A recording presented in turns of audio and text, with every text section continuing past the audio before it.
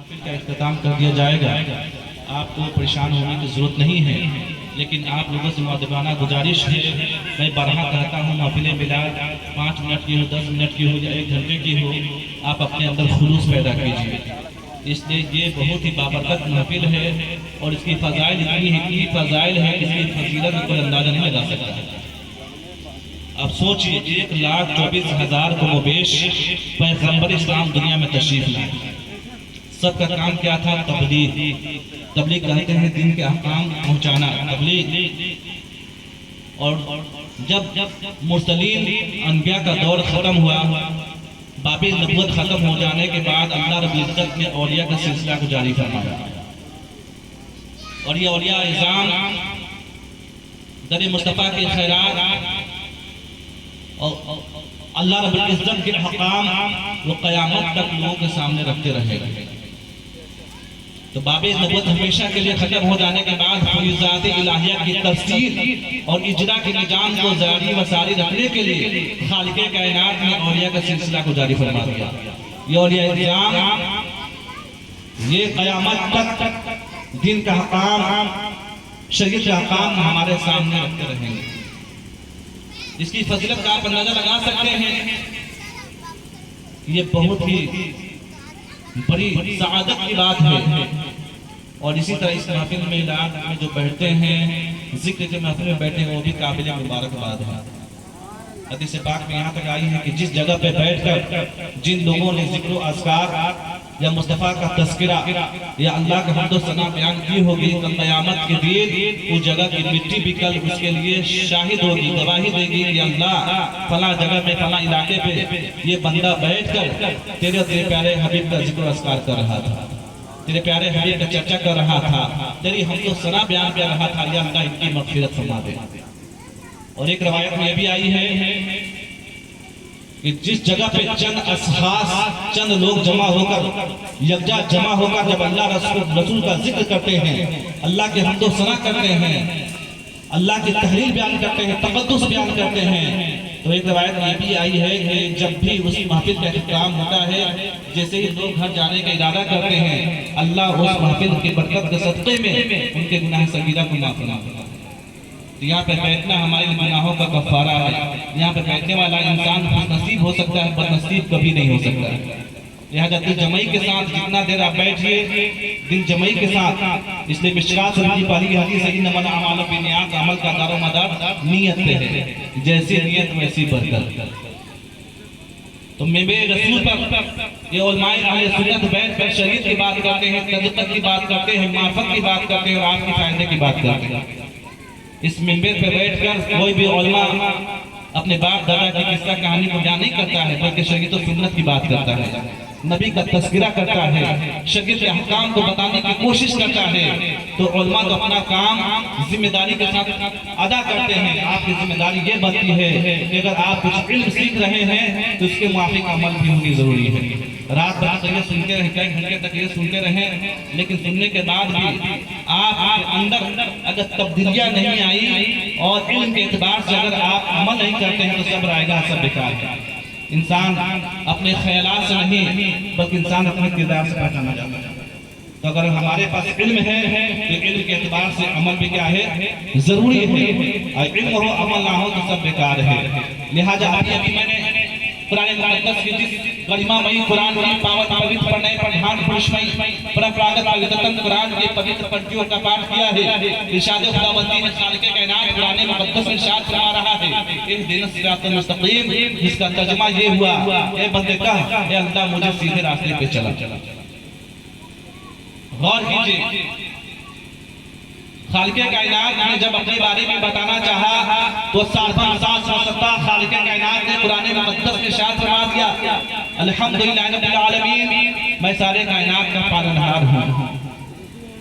और याद रखिएगा, खालिक़े कायनात हमें मांगने का तरीका भी बता रहा है, सलीका भी बता रहा है कि दुनिया के इंसानों हमसे सोना, चांदी, हीरा, मोती, जमीन, जायदाद ना मांगकर हमसे तो सीधा रास्ता मांग ले। अब कहा इहदिना सिरातल मुस्तक़ीम, ये कहा कि अल्लाह मुझे सीधे रास्ते पे चले। खुद खालिक़े कायनात हमें दावत दे रहा है कि हमसे कोई विषय कोई भी चीज ना मांगकर हमसे सीधा रास्ता मांग ले। वो सीधा रास्ता हर चीज से ज्यादा कीमती है, सोने से ज्यादा कीमती है, चांदी से ज्यादा कीमती है, हीरे जवाहरात से ज्यादा कीमती है, बल्कि दुनिया के हर शय हर चीज से ज्यादा कीमती है। अगर मांगना ही है तो मुझसे सीधा रास्ता मांग ले। बोलिए सुभान अल्लाह। यही वो रास्ता है जिस रास्ते के लिए हजरत बिलाल को मारा गया, गले में रस्सी बांधकर घुमाया गया। यही वो रास्ता है जिस रास्ते के लिए हजरत खुबाब को मारा गया, गले में रस्सी बांधकर घुमाया गया। यही वो तरीका है, वही वो रास्ता है जो पैगंबर इस्लाम ने दिया था और सहाबा ने सुना और सुनने के बाद अपनी नबी के बातों पे अमल किया और खौफ इलाही में गुम होकर खशियत इलाही की पट्टी में तपकर इश्क रसूल का जाम पीकर जब ये सुहदा और ये जब सहाबा इकराम ने नबी की सीरत को अपनाकर जब अपने ईमान को मुकम्मल कर लिया, तो हम देख सकते हैं कि इल्म और रोशनी का ऐसा दरिया नमदार हुआ, ऐसा रोशन नुमा चराग रोनुमा हुआ कि जिसके आगोश में हर इंसान खुश नजर आ रहा है, कामयाब नजर आ रहा है। हजरत खुबाब वह सहाबी रसूल हैं, गौर कीजिएगा कि उनको जालिमों ने जब उन्होंने नबी का कलमा पढ़ा और दीन इलाही को तस्लीम कर लिया, तो ये हजरत खुबाब रज़ी अल्लाह अन्हु हैं कि काफिरों ने उनको जिंदा पकड़ लिया। पकड़ने के बाद उनको जिंदा जलाना शुरू कर दिया और हर बात पूछते रहे, ए खुबाब ये रास्ता छोड़ दो, नबी का कलमा पढ़ना छोड़ दो, वरना हम तुम्हें जिंदा जलाना शुरू कर देंगे। गौर कीजिएगा, जिंदा जलाना शुरू कर देंगे। यहाँ तक कि लाख समझाने के बाद भी हजरत खुबाब रज़ी अल्लाह अन्हु ने उन जालिमों के आगे अपने सर को नहीं झुकाया। यहाँ तक उन जालिमों ने उन्हें जिंदा आग में जलाना शुरू कर दिया। मौलिक लिखता है हजरत खुबाब रज़ी अल्लाह अन्हु को उन जालिमों ने जिंदा जलाना शुरू कर दिया। यहाँ तक कि पुष्ट जलती रही, जिंदा चर्बी निकलती रही, मगर दीवाने नबी उस रास्ते से जरा बराबर दस से मस नहीं हुआ। लाख तूफान के लाख लगाए आए, कार्रवाई हक और सदाकत का रवा रहता है। फूल खिलते हैं कांटों भरी राहों में, हौसला जब अहले सदाकत का जवाब होता है। तो खालिक कायनात हमको दावत दे रहा है कि हमसे सोना चांदी हीरा मोती ना मांगकर हमसे सीधा रास्ता मांग ले। कि वो सीधा रास्ता कहाँ है, कैसा है, इस सवाल के जवाब के लिए खालिक कायनात इंसानों को कोई भटकने नहीं दिया, बल्कि उसी आयत में आगे ऐलान आम कर दिया, सिरातल लज़ीना अनअमता अलैहिम, ऐ इंसान तुम्हें कहीं भटकने की जरूरत नहीं है, तुझे किसी रास्ते की तलाश करने की जरूरत नहीं है, बल्कि सिरातल लज़ीना अनअमता अलैहिम, बल्कि रास्ता इनाम पाने वालों का रास्ता है। तो फिर इनाम पाने वाले कौन है? ये नाम पाने वाले कौन है? तो याद रखिएगा, ये नाम पाने वाले अनबिया की जात है, मुरसलीन की जात है, औलिया की जात है, जिन्होंने अल्लाह रसूल की इत्तिबा की और शरीयत इस्लामिया पे कायम रहकर मोहब्बत रसूल में डूबकर शरीयत की सुन्नत की पाबंदी करके अपने ईमान को मुकम्मल कर दिया।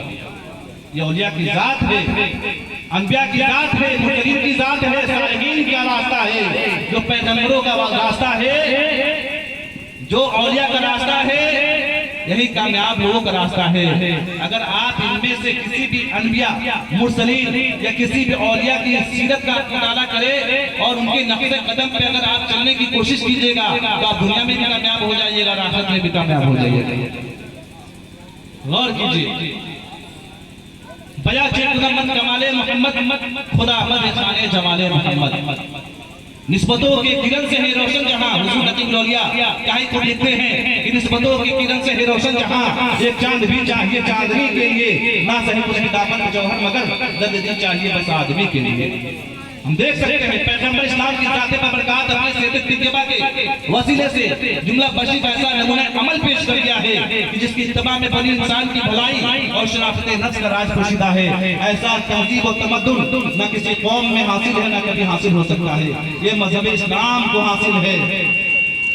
शादी हो या गमी, वस्ल हो या फसल हो, या जिंदगी के जो भी मराहिल पेश आते हैं, अगर जो काबिल ईमान होगा, पक्का मोमिन होगा, इस्लामी सिलाजिशन से हटकर कभी जिंदगी गुजारना पसंद नहीं करेगा।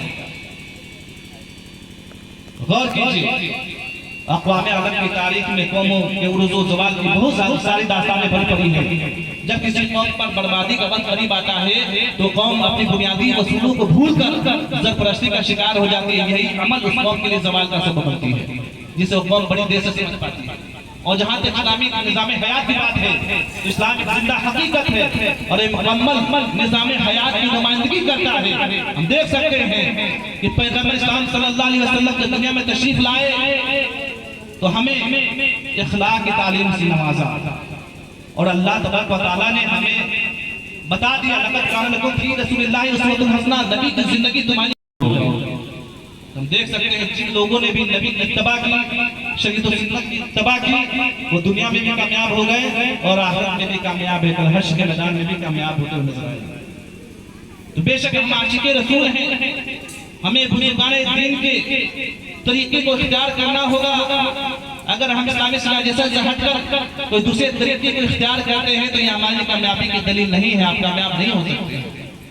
जो आशिक़े रसूल होते हैं हर मामला में, जिंदगी के जो भी मामला दरपेश आते हैं, ये आशिक़े रसूल जो होते हैं शरीयत और सुन्नत के पाबंद होते हैं। दुनिया उनसे राजी हो या ना हो, उनका मकसद एक ही होता है कि दुनिया राजी हो या ना हो, बस अल्लाह और अल्लाह के रसूल राजी हो जाए। उन्हें पता है कि तालिबुल दुनिया मरदूद, तालिबुल उक़बा मक़सूद, दुनिया को तलब करने वाले लोग मरदूद हैं। तालिबुल उक़बा मक़सूद, जिन्होंने उक़बा को तलब किया वो क्या है, मक़सूद है, वो लोग कामयाब हो गए, वो लोग मक़सूद अपने मकसद को पा लिए। लेकिन आज हमारा हाल ये है कि आज दुनिया की मोहब्बत ने हमारे दिल को इस कदर स्याह कर डाला है कि आज हम इस्लामिक सिविलाइजेशन, इस्लामिक सभ्यता, इस्लामिक संस्कृति से हटकर जिंदगी गुजार रहे हैं। आज शरीयत से हटकर जिंदगी गुजार रहे हैं। इस्लाम एक ऐसा मजहब है, गौर कीजिएगा कि जिंदगी के जो भी मामला दरपेश आते हैं, जब एक इंसान दुनिया में जन्म लेता है उस वक्त से लेकर कब्र के मंजिल तक, यहाँ तक कि कब्र के मंजिल से लेकर हश्र के मैदान तक, यहाँ तक कि जन्नत तक और जहन्नम तक, हर शय को वाज़ेह तौर पर बयान कर दिया। हमारे जिंदगी में जो भी मामला पेश आते हैं, चाहे शादी ब्याह का मौका हो या कोई भी मामलात हो, जिंदगी में कोई भी मामलात हो, ये कुरान, ये मजहब इस्लाम की शान है कि हर चीज को खालिक़े कायनात ने कुरान मुक़द्दस में वाज़ेह तौर पर बयान कर दिया है, ताकि कुरान को मानने वाले, नबी के फरमान पर चलने वाले दुनिया में भी कामयाब हो जाए और आखिरत में भी कामयाब हो जाए। लेकिन हम बड़ी बदनसीब हैं, हम मुसलमान हैं, फकत अपने आप को आशिक़े रसूल कहते हैं, गुलामे रसूल कहते हैं। लेकिन आज हमारे अंदर और हमारे माशरे में ऐसे भी मुसलमान मिलेंगे जो हराम को समझकर भी हराम से गुरेज नहीं करते और कहते हैं हम मुसलमान हैं। मुसलमान किसे कहते हैं? जिसका मुसल्लम ईमान हो। लेकिन हम मुसलमान तो कहते हैं, लेकिन शरई एतबार से बहुत ऐसी चीजें हैं जो हमारे इस्लाम में अल्लाह के नबी ने हराम करार दे दिया, लेकिन आज मुसलमान उस रिवाज को करता हुआ नजर आ रहा है। कैसा मुसलमान है? आज हम देख सकते हैं अच्छे अच्छे घरानों में आज भी बुरे रस्में जारी हैं, नाच गाना, ऑर्केस्ट्रा, ये क्या है? ये बिदअत है। क्या है? ये बिदअत है। लेकिन आज हम अपने माशरे में देख सकते हैं कि आज कुछ ऐसे लोग हैं जो अच्छे खानदान के हैं और अच्छे किरदार के भी हैं, लेकिन अपने आप को शान और शौकत में बहुत बड़े दिखाते हैं, लेकिन आज वो भी इस गुनाह में मुलविस नजर आ रहे हैं। वो मुसलमान ही कैसा जिसे पता ये चल जाए कि शरीयत इस्लामिया में ये चीज हराम है, तो एक मुसलमान साहिब ईमान कभी भी उस काम को करना पसंद नहीं करेगा।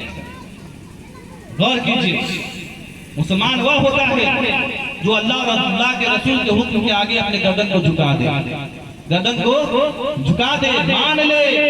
लेकिन हम अपने माशरे में देख सकते हैं कि कितनी सारी बुराइयां उत्पन्न हो चुकी हैं। जहेज जैसी लानत जो हमारे पूरे समाज में घेरे हुए है, जबकि पैगंबर इस्लाम ने अपने जमाने में ही उसे हराम करार दे दिया। तो आज भी हमारे माशरे में ऐसे भी मुसलमान आपको मिलेंगे जो जहेज का डिमांड करते हैं, हर वो चीज को पसंद करे जिसको अल्लाह और अल्लाह के रसूल ने पसंद किया, और हर वो चीज से दूर भागे, कोसों दूर भागे जिसको अल्लाह और अल्लाह के रसूल पसंद नहीं करते। इसलिए एक मुसलमान की कामयाबी क्या है? जिसने भी अल्लाह और अल्लाह के रसूल की इत्तबा की, गोया कि वो बड़ी कामयाबी में है। बोलिए सुभान अल्लाह। अगर आप कामयाबी चाहते हैं, सरफराजी चाहते हैं, तो नबी के सीरत को अपना सीरत बनाइए, नबी के किरदार को अपना किरदार बनाइए।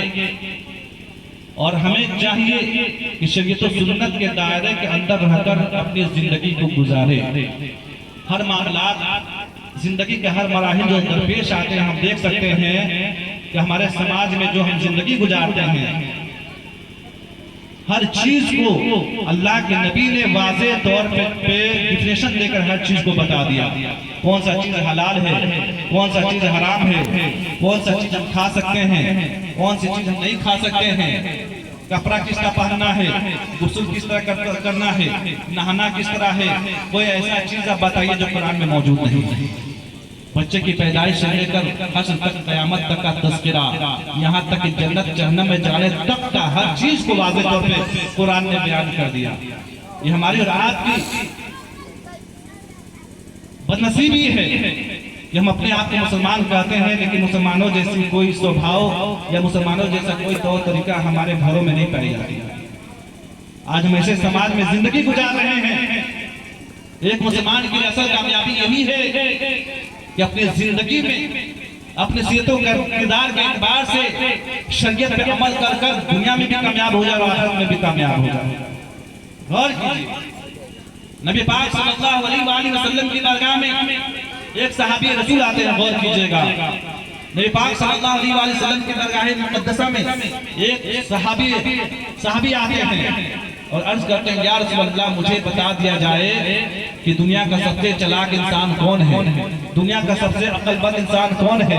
अगर यही सवाल दुनियादारों से पूछा जाए, दुनिया परस्तों से पूछा जाए, ये बताओ दुनिया का सबसे चालाक इंसान कौन है, दुनिया का सबसे अक्लमंद इंसान कौन है, तो दुनियादार इंसान यही बताता हुआ नजर आएगा, जिसने बहुत पैसा कमाया, जो बड़ा पॉलिटिशियन हो गया, जो डॉक्टर हो गया, कलेक्टर हो गया, इंजीनियर हो गया, यही मिसाल देते हुए नजर आएंगे। लेकिन कुर्बान जाइए पैगंबर इस्लाम पर कि जब यही सवाल पैगंबर इस्लाम से पूछा गया, ये अल्लाह के नबी, अल्लाह के पैगंबर, हमें ये बता दिया जाए कि दुनिया का सबसे चालाक हिरतमंद इंसान कौन है, अक्लमंद इंसान कौन है, तो अल्लाह के नबी ने ये स्टेटमेंट नहीं दिया, बल्कि ये कहा कि ऐ मेरे सहाबी, क्या तुम जानना चाहते हो कि दुनिया का सबसे चालाक अक्लमंद इंसान कौन है? तो सुनो, दुनिया का सबसे चालाक अक्लमंद इंसान वह है जो मौत आने से पहले आखिरत की तैयारी में लगा। वाज़ेह तौर पर बता दिया। तक़िए तो बरहा हम सुनते हैं, लेकिन काश हम उस पर अमल करते तो बहुत सारी बुराइयां हमारे समाज से यूं खत्म हो जाती। उलमा मिंबर रसूल पे आते हैं, दिन के हकाम बताते हैं, दिन के मसाइल बताते हैं, जिसमें बहुत सारे मसाइल बताते हैं। बहुतों बातों को छोड़कर हर महफिल मिलाद से, कॉन्फ्रेंस से, इज्तिमा से सिर्फ एक चीज ही सीख कर अगर उस पर अमल करना हम शुरू कर देते तो हमारे समाज से यूं ही कितनी बीमारियां खत्म हो जाती, बुराइयां खत्म हो जाती। लेकिन उलमा तो ब्रांडेड उलमा को बुलाया जाता है, बड़े बड़े नजराने देकर हम बुला कर लाते हैं। वो उलमा आते हैं, 1 घंटा 2 घंटा तकरीर करते हैं, वाज़ो नसीहतें करते हैं, लेकिन इसके बावजूद फायदा क्या हाथ आता है? कुछ फायदा हाथ नहीं आता है। आप पैसा भी देते हैं, दावत भी देते हैं, हर चीज करते हैं, लेकिन आज हमारे समाज में कोई तब्दीलियां नजर नहीं आ रही। गौर कीजिए। और जहां तक शिक्षा की बात है तो गौर कीजिए कि आज कोई भी सिलेबस हो, कोई भी सब्जेक्ट हो, या कोई आपका पसंदीदा मुकर्रिर हो, और हर इंसान जरूरी नहीं किसी एक खतीब को ही पसंद करे, हर इंसान की अपनी अपनी पसंद होती है। तो नेट के माध्यम से अगर आप किसी चीज के बारे में जानने की कोशिश कीजिएगा तो आराम से जान सकते हैं, समझ सकते हैं। आज हर जगह पे इलाके में बरहा मिलाते आप सुनते भी हैं, शादी का मौका हो, घरभोज हो, या बच्चे की पैदाइश की खुशी हो, हम महफिल मिलाद के इनकाद करते हैं। इतनी सारी महफिलें होती हैं, इनमें उलमा तशरीफ लाते हैं, दिन के हजारों बातें बताते हैं, लेकिन इतना बताने के बावजूद भी अगर इल्म बताया जा रहा है तो इसके एतबार से जितना हम कॉन्फ्रेंस, इज्तिमा और मिलाद की महफिल का इनकाद करते हैं तो हमारा समाज, हमारा गाँव सुधरता हुआ नजर आना चाहिए, तहजीब में चमकता हुआ नजर आना चाहिए। लेकिन हम देख सकते हैं हमारे इलाके में आज इतनी बेहयाइयां आम हो चुकी हैं जो बताने की जरूरत नहीं है। बहुत शर्म की बात है, हम और आप अपने माथों की निगाहों से देखते हैं कि हमारे इलाकों में, हमारे मोहल्ले में कुछ ऐसे भी लड़के हैं जो हाफ पैंट पहनकर घूमते हैं, हाफ पैंट पहनकर घूमते हैं, ऐसे नौजवानों को मैं बात खबर कर देना चाहता हूँ कि शरीयत इस्लामिया में ये हराम है। और आपसे भी हम गुजारिश करते हैं कि आप अपने निगाहों से अगर किसी बच्चे को अगर आप हाफ पैंट में देख ले तो आपकी जिम्मेदारी बनती है कि आप उसे मना कीजिए कि ना पहने। इसलिए एक मर्द का सतर नाप से लेकर घुटना के नीचे तक है, और सतर छुपाना क्या है, फर्ज है। अगर कोई इंसान अपना सतर खोल कर घूम रहा है, यानी हाफ पैंट पहन कर घूम रहा है, तो याद रखिएगा कि जिसकी भी नजर उसके सतर पे पड़ जाए वो भी गुनाहगार हो जाएगा। गौर कीजिए, इस दुनिया में ऐसी भी माएं गुजरी हैं जिनके कोख से ऐसे ऐसे बच्चे जन्म लिए दुनिया में कि किसी इलाके से गुजर जाए तो इलाका ईमान की रोशनी से भर जाए। जिस जगह से चले जाए कुफ्र के मैदान में चले जाए, उस जगह का नक्शा बदल जाए। जो उनके चेहरे को देख ले ईमान की होश में आ जाए, ईमान की दौलत से मालामाल हो जाए। लेकिन आज हमारी औलादें हैं, आज इल्म ना होने की वजह से आज बेहयाई वाली जिंदगी जी रहे हैं। अगर ये बच्चा घर से निकल जाए तो बाप की नजर पड़ जाए तो बाप गुनहगार, माँ की नजर पड़ जाए माँ गुनहगार, अगर किसी गली से गुजर जाए तो मोहल्ले वालों की नजर पड़ जाए मोहल्ले वाले गुनहगार, किसी इलाके से गुजर जाए इलाके वाले गुनहगार। बिलाशुबा याद रखिएगा, ये हमारी और आपकी कमियां हैं, तब अपने बच्चों को दीनी तालीम से महरूम रखे हैं, जिसकी वजह से उस बच्चे को हलाल और हराम में तमीज भी पता नहीं, हलाल और हराम में तमीज तक पता नहीं। तो जिनकी भी औलादे अगर हाथ पैंट पहनकर घर में हो चाहे बाहर हो तो नजर आए तो आपकी जिम्मेदारी बनती है कि आप उसे डांटे और उसे पहनने ना दें। हम मुसलमान हैं, साहिब ईमान हैं, हमारा उठना बैठना चलना फिरना और जिंदगी के हर आम शरीयत के मुताबिक ही होनी चाहिए। ये हराम है, कहने का मकसद ये क्या है, हराम है। और आज हम ये भी बुराइयां देख रहे हैं कि आज नौजवान नस्लें आज चैन कर भी घूम रहे हैं, और कुछ ऐसे भी बेहुदा किस्म के लड़के हैं जो कान छिलवा कर भी घूमते हैं। गौर कीजिएगा, ऐसे लोगों पे जन्नत हराम है। अल्लाह के नबी की हदीस है कि कुछ ऐसे लोग हैं कि जन्नत है, जन्नत की खुशबू भी उनकी नाकों तक ना पहुंचेगी। अल्लाह के नबी ने वाज़ेह तौर पर बयान किया कि 3 लोग ऐसे हैं कि जन्नत तो जन्नत है, जन्नत की खुशबू भी उनके नाकों तक ना पहुंचेगी। गोया कि इस हदीस का मतलब यही है कि जन्नत उस पे हराम। पूछा गया या रसूल अल्लाह वो 3 लोग कौन है, तो गौर कीजिएगा, अल्लाह के नबी ने शाद फरमाया वो लड़का जो लड़कियों का सुहबत इख्तियार करे, मुशाबिहात को इख्तियार करे, तो जिसमें ये शामिल है कान की बालियां या गर्दन में चैन हम पहनते हैं, ये औरतों के लिए जायज है, हलाल है, मर्दों के लिए जायज नहीं बल्कि हराम है। लेकिन हम देख सकते हैं कि आज ऐसे भी लड़के हैं, फैशन का दौर है, आज चांदी का सोने का सिकरिया पहनते हैं और कान में चलवाकर और हाथ में ब्रासलेट भी पहन कर घूमते हैं।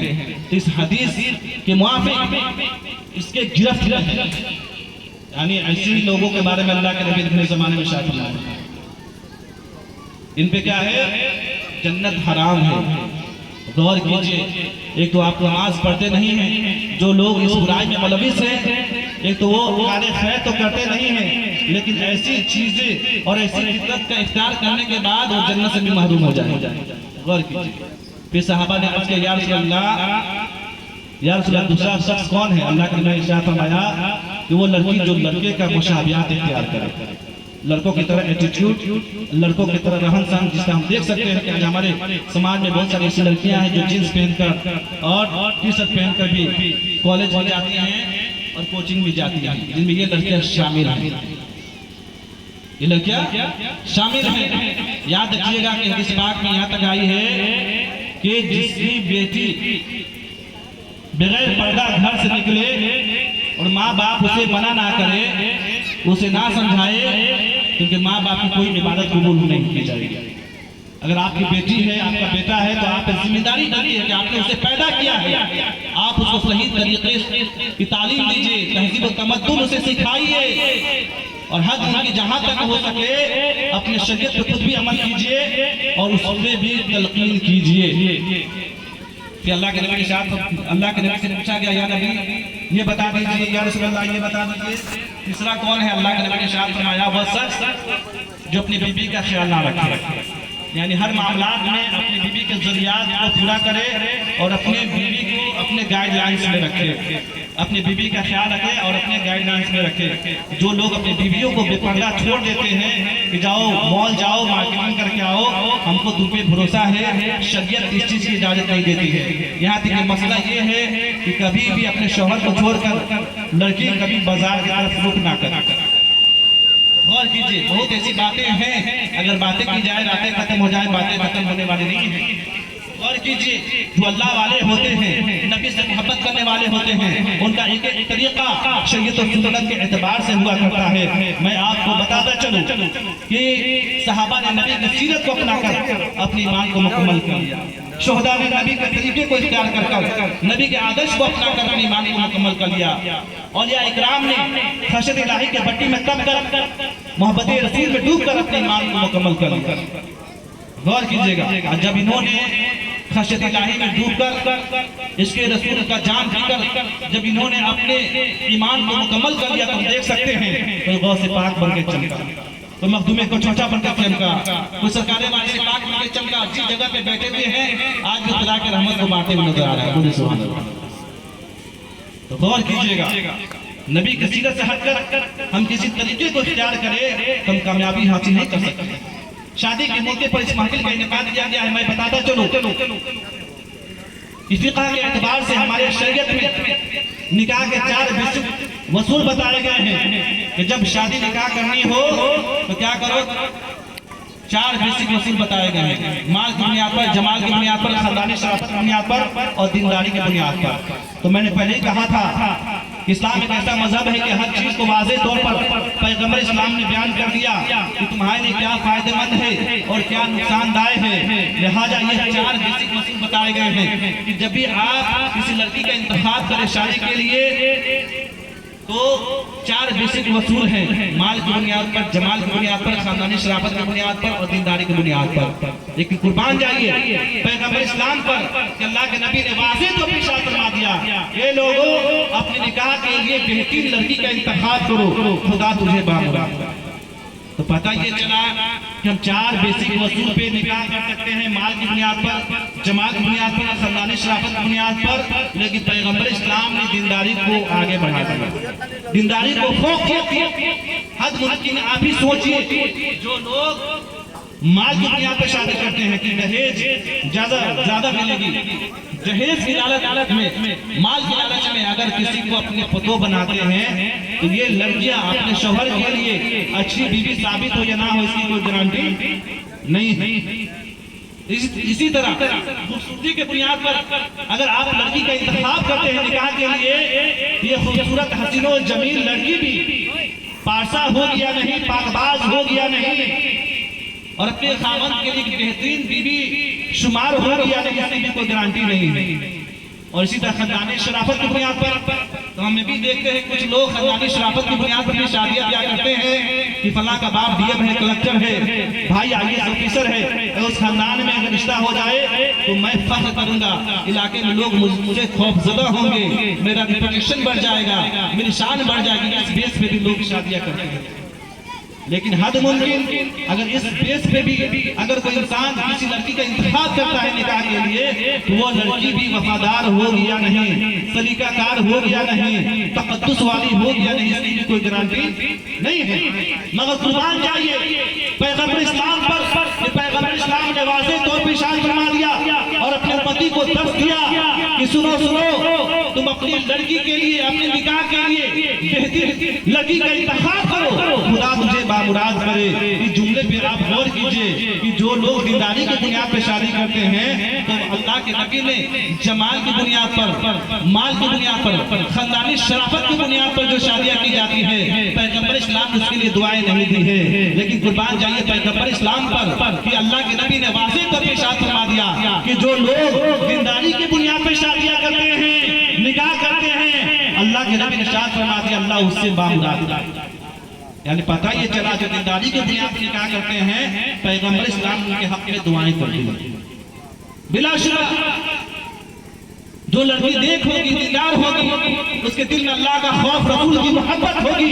और जिस लड़की के अंदर खुदा का खौफ, रसूल की मोहब्बत होगी, खुदा से डरने वाली होगी, मुस्तफा से मोहब्बत करने वाली होगी और वो शरीयत और सुन्नत की पाबंद होगी, तो जिसके दिल में अल्लाह का खौफ, रसूल की मोहब्बत हो, शरीयत की पाबंद हो, तो बिला शुबह वो लड़की अपने खामंद के लिए हर मौके पर, उसका शौहर गरीब हो, मुफलिस हो, लाचार हो या जिस हालात में हो, जिस पोजीशन में हो, ये खुदा परस्त लड़की अपने शौहर के साथ कदम ब कदम मिलाते हुए नजर आएगी और साथ खड़ी नजर आएगी। इसलिए उसका मकसद ही है अल्लाह को राजी कर लेना, मुस्तफा को राजी करना। जब जिम्मेदार होगी तो उसे ये मालूम है एक शौहर की रजामंदी अल्लाह रसूल की रजामंदी है। हदीस पाक में तो यहाँ तक आई है कि अल्लाह के नबी ने वाज़ेह तो पेशान फरमा दिया कि एक औरत इस हालत में मरी कि उसका शौहर उससे राजी था तो वो जन्नती है। एक औरत इस हालत में मरी कि उसका शौहर उससे राजी था वो जन्नती है। उसके बरअक्स एक औरत चाहे लाख इबादत की पहाड़ खड़ा कर ले, लाख तहज्जुद की नमाजें पढ़ ले, इस हालत में पड़ी उसका शौहर उससे राजी नहीं था, उसकी नमाज़ें, रोज़ ज़कात सब उसके मुंह पे माटी जाएगी। यानी शौहर पे ये लाजिम है कि अपने बीवी पे ये लाजिम है कि अपने शौहर की खुशनुदी तलब करे। याद रखिएगा, एक औरत पे सबसे ज्यादा हक उसके शौहर का है और एक मर्द पे सबसे ज्यादा हक उसके वालिद का है, माँ बाप, उसके माँ का है। लेकिन दौरे हाजरा में हम देख सकते हैं कि आज मामला बरअक्स है कि आज शादी ब्याह होने के बाद लोग न्यू माँ जो मिल जाती है, सासू अम्मी ससुर, उनके चक्कर में ज्यादा रहते हैं, माँ बाप की ताज़ीम नहीं करते हैं, माँ बाप से मोहब्बत खत्म कर देते हैं। ये बड़े ही बदनसीब औलाद, नामर्दूद, ये लोग बदनसीब लोग हैं। गौर कीजिएगा, ऐसा हमें नहीं करनी चाहिए। हमें अपने वालिदैन के हुकूक का ख्याल रखना चाहिए। इस्लाम एक ऐसा मजहब है कि अगर हम देखें तो हर चीज के हुकूक को अलग अलग अल्लाह के नबी ने बयान किया है कि अगर कोई किसी का बेटा है या कोई किसी की माँ है तो याद रखिएगा माँ का हुकूक क्या है, ये भी कुरान ने बता दिया। अल्लाह के नबी ने बताया बाप का हुकूक क्या है, बाप का मकाम क्या है, बेटी का मकाम क्या है, बेटी का रुतबा क्या है, भाई का मकाम क्या है। मुकम्मल तौर पर जो भी हुकूक होते हैं अल्लाह के नबी ने डिक्टेशन तौर पे बता दिया है किसके साथ कैसा हुकूक है, सब अलग अलग वाज़ेह तौर पे बयान किया।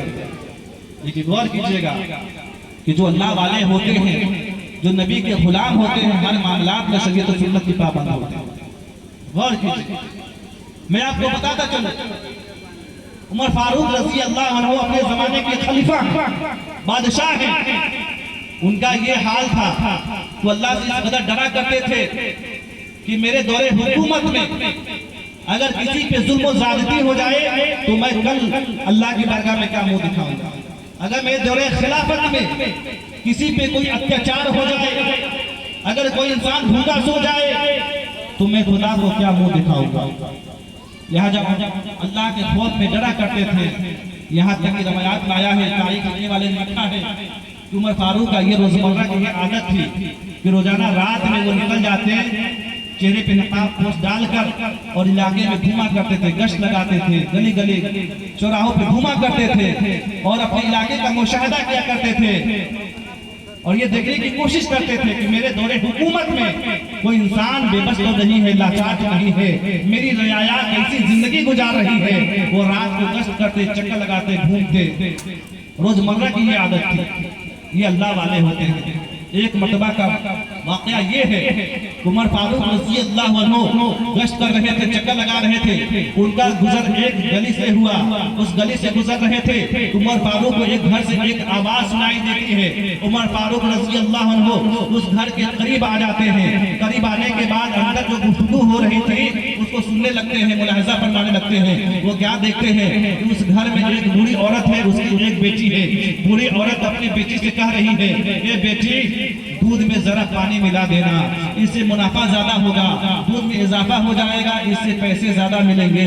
लिहाजा उमर फारूक इस गुफ्तगू को सुन रहे थे।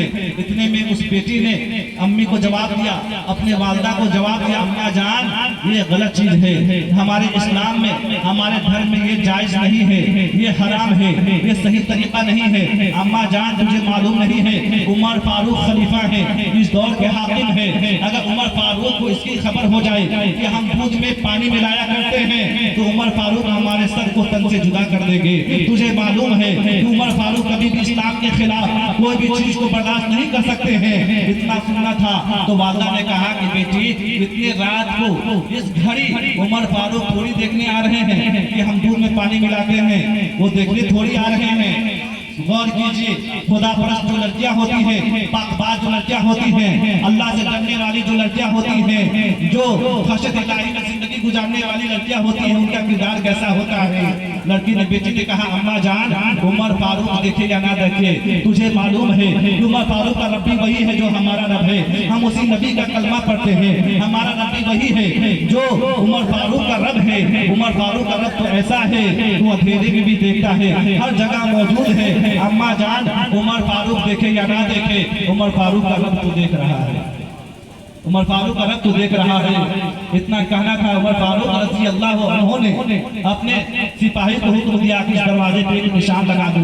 इतना कहकर वो वापस आ जाते हैं। फजर की नमाज पढ़ने के बाद, गौर कीजिएगा, फजर की नमाज पढ़ने के बाद वो सिपाही को अपने करीब बुलाते हैं और कहते हैं कि रात में मैंने जिस दरवाजे पे निशान लगाने के लिए कहा था उस घर में जाओ, उस घर के तमाम अहवाल दरियाफ्त करके मुझे बताओ, उस बुरी माँ से पूछना, उसे किसी चीज की हाजत हो, किसी चीज की तलब हो तो मुझसे कहे। लिहाजा कासिद जाता है, जाने के बाद दरवाजा खटखटाता है, दरवाजा खोल दिया जाता है। बुरी माँ नजर आती है। सलाम कलाम के बाद कासिद ने कहा कि मुझे उमर फारूक ने भेजा है, मुझे ये कह कर भेजा है कि बुरी माँ से पूछो, अगर किसी चीज की हाजत हो, किसी चीज की जरूरत हो तो मुझसे कह दे, मैं उसे अता कर दूंगा। पूछ कर आओ, अपना अहवाल बताइए, अपना मामलात बताइए, अगर कोई चीज चाहिए तो उमर फारूक आपको मुहैया कर देंगे। इतना कहना था। बुरी औरत ने कहा कि कासिद सुनो, अल्लाह का दिया हुआ जो भी रिस्क हमारे पास पहुंचता है हम भर पेट खा लेते हैं, लेकिन उमर फारूक के कासिद मेरी एक जवान बेटी है और हर माँ बाप की ये ख्वाहिश होती है कि मैं अपनी जिंदगी में अपनी बेटी की शादी किसी अच्छे खानदान में करूं ताकि मेरी बेटी को जिंदगी गुजारने में कोई दिक्कत या दुश्वारियां पेश न आए। लिहाजा मेरी एक जवान बेटी है, उसका गम मुझे हमेशा रहता है कि ना जाने कब मेरी रूह निकल जाए, कब शरीर से प्राण निकल जाए। बस एक जवान बेटी का बोझ है और चूंकि मैं गरीब हूँ, मेरे पास इतना पैसा नहीं है कि मैं किसी अच्छे खानदान में अपने बेटी का रिश्ता कर सकूं। बस एक बेटी का दर्द है जो मुझे सता रहा है, इस बुरी माँ को हमेशा रुलाता है। लिहाजा क्या कहना था कि वह कासिद वापस चला जाता है। इतना सुनने के बाद वो कासिद वापस आता है, उमर फारूक का तमाम अहवाल मामलात को बयान करता है। बूढ़ी ने जो बताया वो मामलात बता देते हैं। इतने सुनने के बाद उमर फारूक रज़ी अल्लाह अन्हु अपने लड़कों को बुलाते हैं। बुलाने के बाद अपने लड़कों से कहते हैं कि मैंने तुम लोगों के लिए एक बेहतरीन लड़की का इंतखाब किया है, तुम में से कोई भी अगर राजी हो जाए तो मैं उसका निकाह उस लड़की से पढ़ा दूंगा। बेटू ने जवाब दिया कि अब्बा जान हम आपके वफादार बेटे हैं, आप जिसे भी हुक्म दे दीजिएगा, जिसके तरफ इशारा कर दीजिएगा वो निकाह करके तैयार हो जाएगा। लिहाजा तारीख लिखने वाले लिखा है उमर फारूक रज़ी अल्लाह अन्हु ने अपने एक शहजादे से उस लड़की की निकाह पढ़ा। गौर करने का मकाम है, उमर फारूक अपने दौर के हाकिम हैं, बादशाह हैं। अगर वो चाहते तो किसी बादशाह के घर के लड़की को अपने घर की बहू बना सकते थे। वो अपने दौर के हाकिम थे, हाकिम हैं, हाकिम थे। अगर वो चाहते तो किसी ईमानदार के घर की लड़की को अपने घर की जीनत बना सकते थे। लेकिन गौर कीजिए उमर फारूक हमें क्या संदेश दिया इस किरदार से कि जो नबी के चाहने वाले होते हैं, अल्लाह रसूल से मोहब्बत करने वाले होते हैं, वो दुनिया की तरजीह नहीं देते हैं, वो दुनियादार नहीं होते हैं बल्कि दीनदार होते हैं। उमर फारूक ने ये दिखा दिया जो आशिक़े रसूल होते हैं, नबी से मोहब्बत करने वाले होते हैं, नबी शरीफ को उल्फत करने वाले होते हैं, वो दुनिया का तलब नहीं करते हैं बल्कि उक़बा को तलब करते हैं। इसलिए कि अल्लाह के नबी ने इरशाद फरमाया है तालिबुल दुनिया मरदूद तालिबुल उक़बा मक़सूद, दुनिया को तलब करने वाले मरदूद हैं, उक़बा को तलब करने वाले मक़सूद हैं। गौर कीजिए। तो हमारे ऊपर जो भी शरीयत के हकाम नाफिज होते हैं, हर मुसलमान पे लाजमी है, ड्यूटी है, फर्ज है कि हम पे जो फराइज आयद है उसे अच्छे तरीके से अदा करें। नमाज, रोजा, हज, ज़कात जो हम पे फराइज है उसे मुकम्मल तौर पे हमें अदा करनी चाहिए। गौर कीजिए, आज तकरीरें हम बहुत सुनते हैं, आज इस्लामिक सिविलाइजेशन, इस्लामिक सभ्यता के अनुसार आज हम कैसी जिंदगी जी रहे हैं कि बताने की जरूरत नहीं है। महज काम के मुसलमान बनकर रह गए हैं, काम के मुसलमान नहीं है। मैं हमेशा कहता हूँ रोजमर्रा की जरूरियात के दीन मसाइल, दीन के जो मसाइल है हर मुसलमान को रट जाना चाहिए, सीख लेनी चाहिए। आज हमारे माशरे में ऐसे भी आपको नौजवान नजर आएंगे, अगर उनसे पूछ दिया जाए कि फराइज़े वज़ू क्या है, फराइज़े वज़ू क्या है, तो ये भी मालूम नहीं। नमाज में फराइज कितने हैं, नमाज में वाजिबात कितने हैं, ये भी मालूम नहीं। जबकि हर एक मुसलमान पर यह जिम्मेदारी बनती है कि नमाज, रोजा, हज, ज़कात के मसाइल को मुकम्मल तौर पे अदा करें। आज बहुत ऐसे मुसलमान हैं कि परसेंटेज के एतबार से ज़कात किस तरह निकालनी है वो भी उसे पता नहीं है। बहुत ऐसे मुसलमान है, माल तो बहुत है लेकिन अपने माल को अल्लाह के राह में सर्फ नहीं करते, ज़कात नहीं निकालते हैं, उसके बारे में जानते भी नहीं है। जानते भी हैं तो दौलत की मोहब्बत की वजह से वो अल्लाह के राह में पैसा खर्च नहीं करते हैं। तो याद रखिएगा, जो लोग अपने माल से और दौलत से मोहब्बत करते हैं और अपने माल को अल्लाह के राह में सर्फ नहीं करते हैं, खर्च नहीं करते हैं, तो रवायत में आई है कि ये माल, ये दौलत कल क़यामत के दिन उसको एक अज़दहा का रूप दे दिया जाएगा, यानी एक सांप का रूप दे दिया जाएगा, उस इंसान के गले में डाल दिया जाएगा। वो अज़दहा, वो सांप उसे डसना शुरू कर देगा और बार बार कहेगा मैं तेरा माल हूँ, जिसकी तलब में तूने नमाजें छोड़ी, जिसकी जस्तुजू में तूने रोजे रखे छोड़े, जिनका हकाम से दूर रहे, नमाजें कज़ा किए, इस दौलत को कमाने के चक्कर में मैं तुम्हारा माल हूँ, आज तुम्हारे लिए काल हूँ। हदीस पाक में आई है, उसके माल दौलत को एक सांप का रूप दे दिया जाएगा, उसे गले में लपेट दिया जाएगा, वो सांप उसे डसना शुरू करेगा। लिहाजा अल्लाह तबारक व तआला ने हमें माल अता किया है तो हम पे और आप की जिम्मेदारी बनती है कि उस माल को अल्लाह के राह में सर्फ करे, अल्लाह के राह में खर्च करे। ये हमारी और आपकी जिम्मेदारी बनती है। और इसी तरह ये फर्ज है कि नमाज, रोजा, हज, ज़कात के मसाइल को मुकम्मल तौर पे आपको याद रखनी चाहिए। याद ना हो तो आप रटिए, ये रटना भी आप पे जरूरी है। महज नाम का मुसलमान होने से कोई फायदा नहीं है, जीवन मरण से कठिन है। जौहर प्लेट का खेल, कच्चा सरसों प्लेट का खली मेरी ना तेल। तो ठीक निहाल मुसलमान बनकर रहेंगे, नाम किसी मुसलमान बनकर रहेंगे तो कोई फायदा हाथ आने वाला नहीं है। अगर हम मुसलमान है तो हमारा किरदार मुसलमानों की तरह होना चाहिए, हमारा रहन सहन मुसलमानों की तरह होना चाहिए। इस्लामिक सभ्यता, इस्लामिक संस्कृति के एतबार से हमारी जिंदगी गुजर बसर होनी चाहिए, तब हम साहिब ईमान है। और इस हालत में जिंदगी गुजारेंगे तो हम दुनिया में भी कामयाब हैं, कब्र में भी कामयाब है, हश्र में भी कामयाब है। आप लाख दौलत जमा कर ले, लाख कर ले, लाख अपने ऊपर घमंड कर ले, जिसके अंदर अकड़ ज्यादा पैदा हो जाए, घमंड ज्यादा पैदा हो जाए, तो ऐसे इंसान को चाहिए कि कब्र का एक चक्कर लगा लिया करे, ताकि उसे ये बात समझ में आ जाए कि उससे ज्यादा पैसा कमाने वाले, उससे ज्यादा सीधा चौड़ा करके चलने वाले लोग इस कब्रिस्तान में पड़े हुए हैं और इस खाक में खाकर दिया। हम किस गुरूर में हैं, किस घमंड में हैं। हम महज तकरीरें सुनते हैं और अमल करने की कोशिश नहीं करते हैं, अमल करने की कोशिश नहीं करते हैं। गौर कीजिए, बातें तो बहुत है हमारे समाज में, बुराइयां, और हम लोग शरीयत से हटकर ऐसी जिंदगी गुजार रहे हैं कि अगर एक एक मामला पे अगर बोली जाए तो फिर मुकम्मल बात होने वाली नहीं है। अल्लाह मुख्तसर कहा गया है, खिरदमंद का इशारा काफी है, अक्लमंदों के लिए क्या है, इशारा काफी होता है।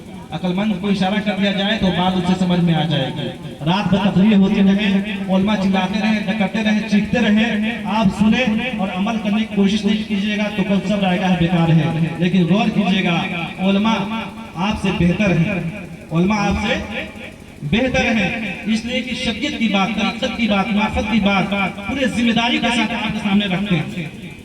वो अपनी जिम्मेदारी को अदा कर रहे हैं और आप अमल कीजिए ना कीजिए आप डिपेंड करता है। आप अमल कीजिएगा तो ये आपके लिए फायदामंद होगा। इसलिए कि जो इंसान जो पाप करता है तो उसी के सर पे लादा जाएगा, और जो पुण्य का काम करता है तो उसी को काम आएगा, उससे मेरा कोई बेनिफिट नहीं है। आप हमारी बातों पे अमल कीजिएगा तो आपके लिए कामयाबी है।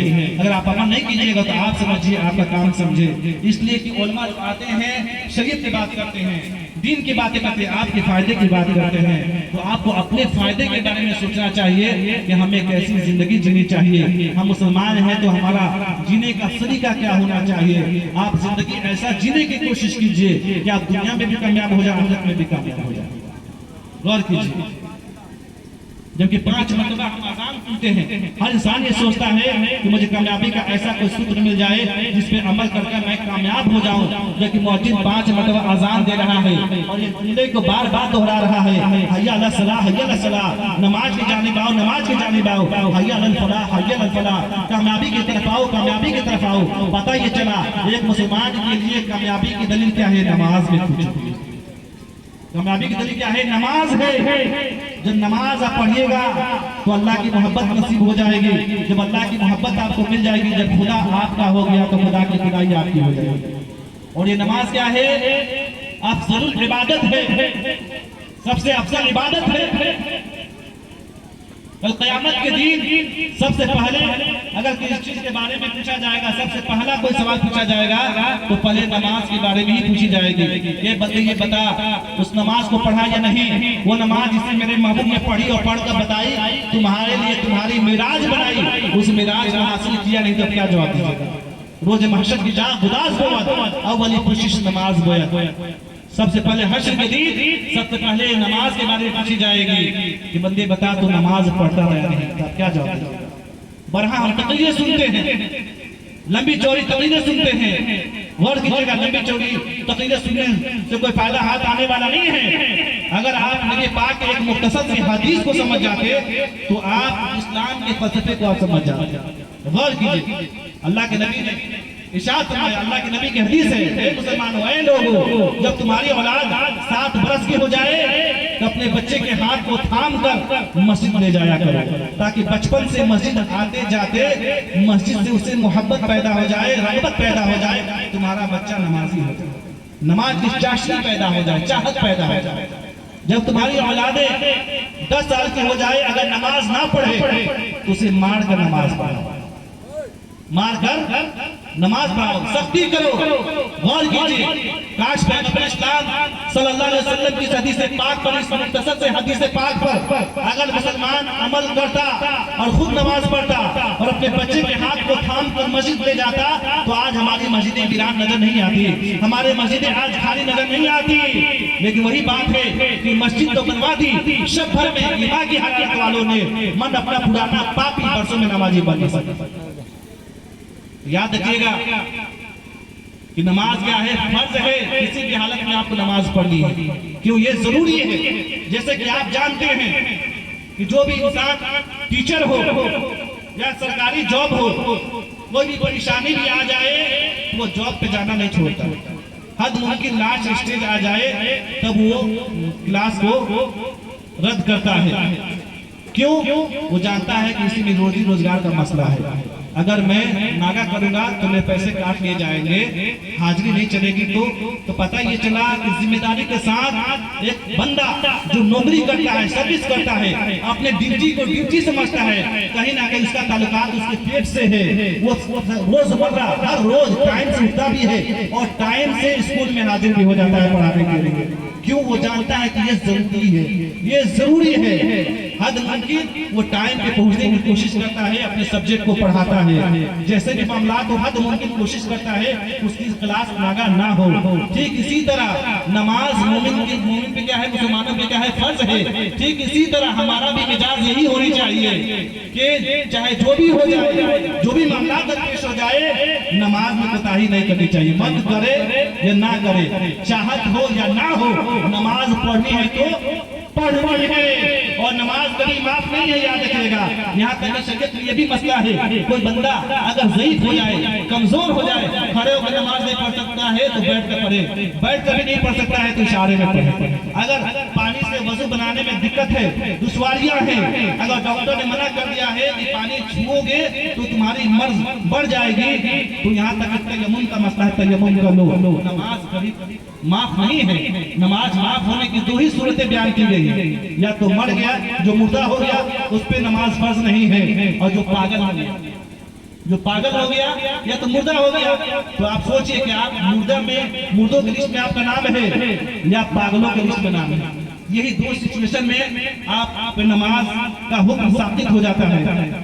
जो इंसान इंतकाल कर दिया उस पर नमाज फर्ज नहीं है, जो पागल हो गया। लेकिन जो पागल हुआ है, जब तक वो पागल की हालत में है उस वक्त तक नमाज उस पे नहीं है, उसके जिम्मे नहीं है। लेकिन जैसे ही वो अफाफा हो गया, उस मर्ज से निकल गया, उसका दिमागी हालत ठीक हो गया, तो फिर उस पे नमाज क्या है, फर्ज है। तो आज हम इसी तरह रोजमर्रा नमाजें अदा करते हैं, अल्लाह की मोहब्बत से दूर है।